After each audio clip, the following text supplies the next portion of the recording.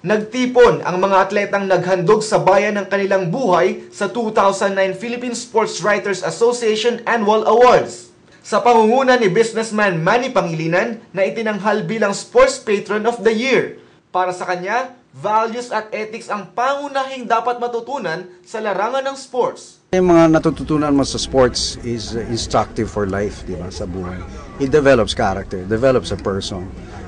Totally, no? Hindi lang naman sabi nga nila pag-aaral o trabaho, no? Samantala, tumanggap naman ng award ang unang Pinoy na nakakuha ng overall Musclemania Universe Championship na si Jeric Ternida. Pagod namin, at least nare-recognize kami ng ganito. At yun ay nagpapasalamat talaga namin. Ako nga sa Diyos, talagang nakakuha ko ng first time ko kasi. First time ko nga nagsuot ng barong. Yeah. Most Outstanding National Sports Association naman ang ibinigay sa Wushu Federation of the Philippines. Siyempre, hindi mawawala ang Athlete of the Year. Walang iba kundi ang pound-for-pound champion Manny Pacquiao. Masaya ako sa karangalan na ibinigay sa akin.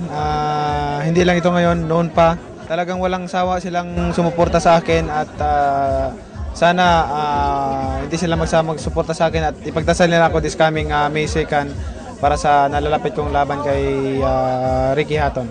Ibinilang din si Manny sa PSA Hall of Fame. Kasabay nito, nagbigay ang People's Champ ng ₱1,000,000 sa PSA. Isang gabing hindi malilimutan para sa mga sports heroes ng Pilipinas. Mahirap man ang buhay, sama-sama pa din nakikipagbaka.